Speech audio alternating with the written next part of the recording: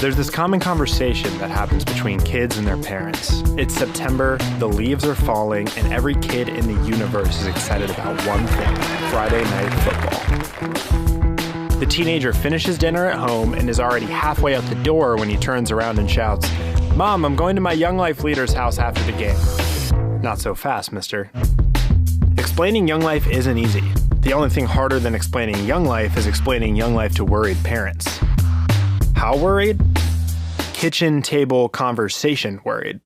The hardest part to explain for the kid isn't the Young Life events or the Young Life camps. It's the relationship with these guys. Who are these people, and why do they spend all their time with high schoolers and middle schoolers? What's a Young Life leader?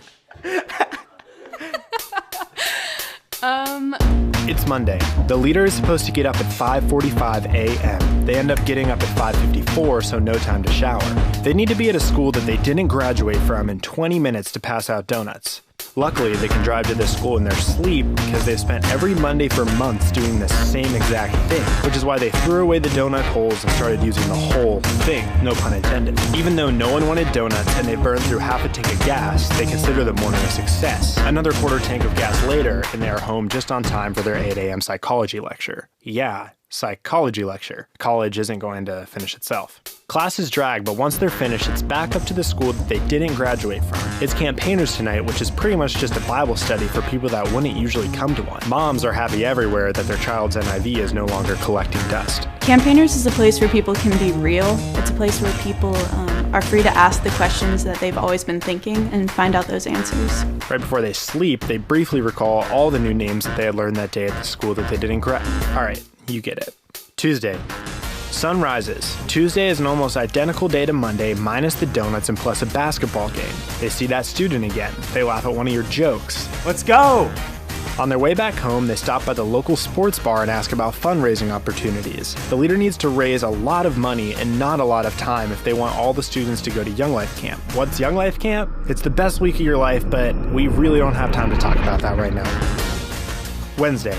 Club Day. Young Life's party with a purpose. The leader has been rehearsing their lines for weeks for a silly skit that may or may not be funny. Is Salt Bae still funny? Anyways, Club isn't just some loud event that starts at 8:08. It's a loud event that breaks down walls. It just happens to be at a goofy time. Young Life Club's weird. Play a ton of games, listen to music, dance, talk at the end about Jesus. That one student came and had the best time while hearing about a God who loved them.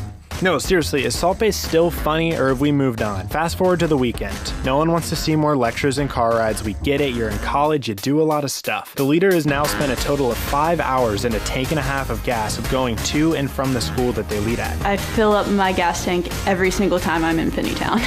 It's a quiet Sunday afternoon, the perfect time to catch up on schoolwork. Then the phone rings.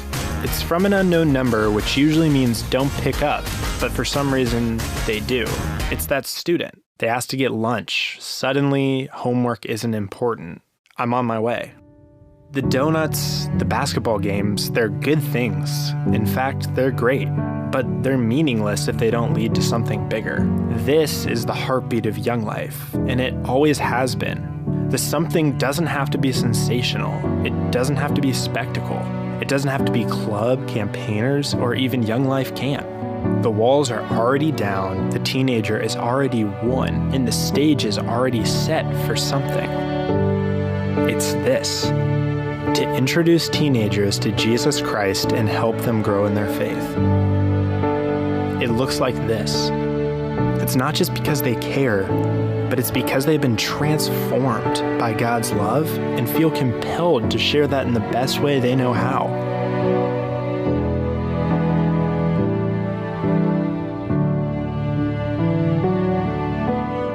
What's a Young Life leader?